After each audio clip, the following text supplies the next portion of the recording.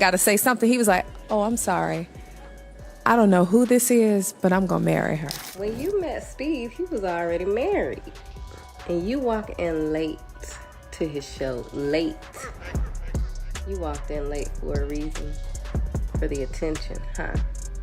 Not even knowing you, he said, I'm gonna marry you. Girl, who you done call? Oshun? Ugly Fred Eye? If I had a chance to talk to Katt about anything, I would just ask him what's wrong. Just what's wrong. So Steve Harvey thought he was being subtle by throwing more recycled shade at Katt Williams. But people quickly noticed it was the same old routine again. Don't get off the wall to dress some pity idiot boy who ain't got going for himself. Now you can stop your climb up on the wall so you can come down here and talk to his little punk. Don't do that, man. I stay away from it. Now, do I want to? Yes. Because I'm a human being and I'm human. Now, I used to be a fighter and I still got hands. They slow, but if you get up on that real slow, I can still knock your one. I just don't have the quickness I have, but I still know how to turn my hip and away, and I knock your shot out. I shoot your perm straight out. Now Katt Williams is flipping the situation, putting Steve Harvey's wife, Marjorie Harvey, in the spotlight. The way he explains it has people paying close attention. According to Katt, Marjorie isn't just standing beside Steve. She's calling the shots behind the scenes, keeping him aligned and moving how she wants. He portrays her as the one with real control, saying she knows exactly how to keep their lifestyle secure, even guiding her daughter, Lori Harvey, on maintaining it through relationships with powerful men. Katt also claims that Steve repeatedly mentioning him isn't random at all. The social media fodder was upset with you for the way you finally responded to him. They said they felt like what he said about you was true because of the nature of your reaction. Oh, well, see, first of all, I ain't really good at social media, so I didn't even know that was out there. But they can, like, really kiss most of the corners of my ass. Just because a person sits on the show and don't hesitate or say or and speaks eloquently, that don't mean it's true. That just don't mean it's true, man. Because we not in the same league, dog. We shooting at two different baskets. I shouldn't even have said nothing. I think that's kind of like hate and jealousy. And hate and jealousy is a form of grief. You're grieving because obviously all them people you talking about have something you either want or are something that you ain't. And you're grieving, and the funeral becomes the podcast. So now let me roast. He's saying Marjorie Harvey is still holding a grudge after that contract situation was exposed. And now she has Steve Harvey stepping back into the drama to settle something that never cooled off. He even suggested Steve signed up for a certain image, including having a light-skinned, weird-faced wife, and now he is stuck playing along with that entire setup. The way Katt Williams frames it, Steve is not even speaking for himself anymore. Instead, he is being worked like a puppet, with Marjorie guiding every move from behind the curtain. Now people are trying to figure out what is real and what is just Katt turning up the heat for effect. Is Marjorie actually this calculated mastermind moving everything quietly? Or is this simply a dramatic narrative built from pieces of truth mixed with entertainment? Either way, the situation keeps getting messier the more it is discussed, and it is not fading anytime soon. It is also wild that more than 2 years have passed since Katt Williams' now legendary interview on Club Shay Shay Interview, yet Steve still seems to circle back to it like it just happened. When that interview first went viral, Steve did not take it lightly at all. He responded with visible frustration, even making a comment about shooting his perm straight out of his head, which made the situation feel far more personal and unresolved than a typical back and forth. So yes, Katt clearly hit a nerve because here we are years later and Steve Harvey still sounds bothered whenever the topic comes up. During a recent appearance on the Pivot podcast, Steve mentioned Katt again and tried to frame him as bitter and jealous, suggesting that Katt cannot handle seeing him operating at a higher level. That is the narrative Steve is pushing, but it is not landing as strongly as he might expect. Think about it. If Steve truly believed Katt was just jealous, why react so intensely in the first place? He did not laugh it off or dismiss it casually. Instead, he went public, made it personal, and escalated things. Reactions like that usually point to something deeper. People rarely go that far over nothing, especially when they claim they are unbothered.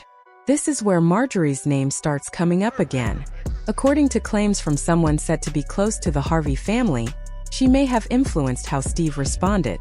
The suggestion is that she encouraged him to address Katt publicly and not let those comments slide, especially the ones about how the entertainment industry operates behind the scenes. Katt had argued that comedians trying to reach the top often have to align with a certain image and lifestyle, and he described that idea in a way that drew massive attention. He did not stop there either. He brought up Steve's past, questioning how he left his first wife and later reshaped the narrative to make it seem as though Marjorie had always been part of the picture. That shift turned the conversation from industry commentary into something far more personal. In the present day, Marjorie Harvey is known for showcasing a high-end lifestyle online. From luxury vacations to designer fashion and appearances alongside celebrities and billionaires, her image draws constant attention. Naturally, that visibility adds fuel to everything being said. What keeps people talking, though, is the contrast. Before Steve became a major part of her life, Marjorie was not living the kind of lifestyle she displays today. There were no private jets, no extravagant shopping sprees, and none of the ultra-polished image that now defines her public persona. That difference is exactly why people continue revisiting this part of the story. Everything shifted when she met Steve at a comedy club in Memphis. Steve has said himself that the moment he saw her, something clicked instantly, almost like fate. They connected quickly, and for a brief period, things seemed to be moving forward without hesitation. However, after only a few weeks, Marjorie stepped away. The explanation often repeated is that Steve was not yet financially established in the way she expected. At that time, his career had not fully reached the level it eventually would, and the timing did not align with the lifestyle she was aiming for. As quickly as the relationship began, it paused. Then years later, in 2005, their paths crossed again, but this time everything had changed. Came late, came down front with my girlfriend. Our seats were right here at the front, right by the stage. So we were sitting here, the stage was here. So he's just quiet. He just keeps staring at me. So I'm waiting on him to make me a part of the show so we can get on with the show. So he stayed quiet so long staring at me. Now everybody in the club is looking at me. And so he finally realized, okay, I gotta say something. He was like, oh, I'm sorry. I don't know who this is, but I'm gonna marry. Steve Harvey had, by that point, built a strong foundation for himself. His sitcom success, growing brand, and financial stability placed him in a completely different position than before. With that shift, Marjorie Harvey re-entered the picture, and suddenly the relationship that once paused picked up again with full momentum. For many observers, that timing has always stood out. It raised a simple but persistent question. Was this reconnection purely about love? Or did circumstances play a bigger role than publicly acknowledged? What makes the situation even more complicated is that during this period, Steve was still legally married to Mary Shackelford. Mary later came forward with serious allegations, claiming that Steve had already begun a relationship with Marjorie before their divorce was finalized. That claim alone shifted public perception, turning what might have been seen as a complicated transition into something far more controversial. Mary's account went deeper than just timelines.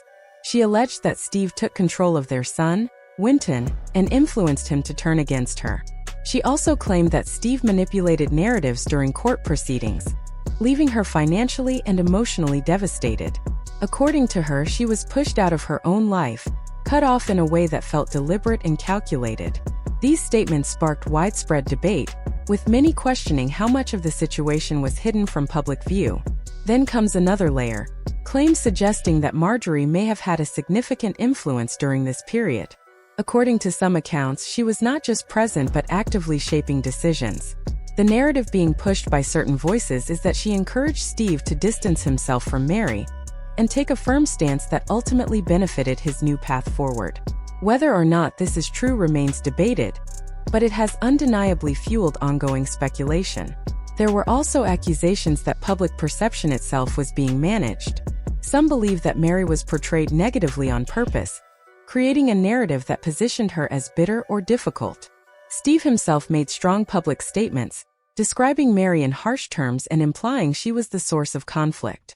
From the outside, it looked like a strategic battle over image, with both sides presenting very different versions of the truth. Despite these narratives, skepticism never fully went away. Many people questioned inconsistencies and pointed out that the public only sees a curated version of events. As a result, Marjorie faced increasing scrutiny, not just for her role in this situation, but for her past as well. Before her marriage to Steve, Marjorie had already lived through multiple relationships, including one with Jim Townsend that continues to attract attention. Over time, rumors and claims surfaced suggesting that this chapter of her life involved more complexity than originally understood. Some sources alleged that federal authorities had been monitoring individuals connected to that circle.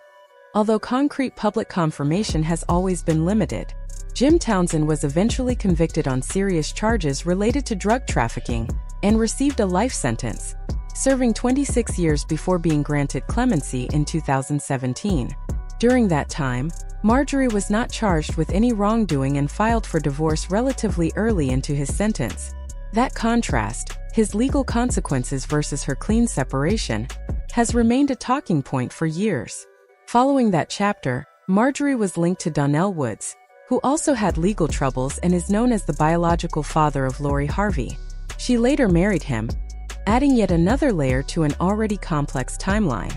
When observers line up these relationships with the timeline she and Steve have shared publicly, it raises questions about potential overlaps, though much of that remains unverified speculation rather than confirmed fact. According to commonly discussed narratives, once Marjorie reconnected with Steve during his rise, her focus shifted fully. Around that same period, Donnell encountered legal issues and served time, while Steve and Marjorie moved forward and eventually married in 2007. Steve adopted her children, Morgan, Jason, and Lori, blending their families into one unit. From that point on, they presented a polished image, a successful blended family built on love, unity, and growth. Their public appearances, interviews, and social media consistently reinforce this narrative. However, behind that image, critics argue that not everything aligns as perfectly as it seems. Reports from outlets like Radar Online have suggested tensions within the household, including claims that Marjorie places a stronger emphasis on Lori compared to the other children. It has also been alleged that she plays a dominant role in family decisions, particularly those involving Lori's career and relationships. Lori's high-profile dating history has only added fuel to these claims. Her past relationship with Michael B. Jordan became a focal point for speculation, with rumors suggesting that external expectations may have influenced the relationship. Some reports claim that Michael considered proposing, potentially with a prenuptial agreement, but that the idea was not well received. While none of this has been definitively confirmed, it continues to circulate as part of the broader narrative. Critics often point to these stories as evidence of a larger pattern, suggesting that relationships are approached with strategy as much as emotion. Supporters, on the other hand, argue that these claims rely heavily on speculation and unfair assumptions. Into all of this steps Katt Williams, who has openly challenged the public image surrounding Steve and Marjorie. Rather than speaking subtly, Katt has taken a direct approach, questioning whether the success and lifestyle presented publicly are as organic as they appear. He frames Marjorie not just as a partner, but as someone highly aware of timing, positioning, and influence. Katt's supporters view his comments as an attempt to reveal what they believe is happening behind the scenes. They argue that Steve may not be as independent in his decisions as he appears, suggesting that there is guidance or pressure shaping his actions. Others strongly disagree, seeing Katt's perspective as exaggerated and rooted more in entertainment than fact. That divide is exactly what keeps this story alive. On one side, there are people who see patterns and connect the dots. On the other, there are those who view the entire narrative as a mix of coincidence, rumor, and selective storytelling. What makes it even more compelling is how the past continues to resurface. The Club Shay Shay interview played a major role in reigniting these conversations, and even years later, its impact is still being felt. Steve's responses, including his comments on platforms like the Pivot podcast, show that the tension has not fully faded. At its core, this situation is a blend of confirmed events, personal claims, media narratives, and public interpretation. The truth likely exists somewhere within that mix, But separating fact from speculation is not always straightforward. So the conversation continues.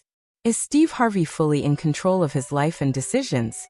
Or is there more influence behind the scenes than people realize? Is Marjorie Harvey simply being misunderstood? Or is she as calculated as some critics claim? And is Katt Williams exposing uncomfortable truths, or just amplifying drama for attention? The answers depend largely on perspective, but one thing is clear. The story is far from over, and people are still watching closely.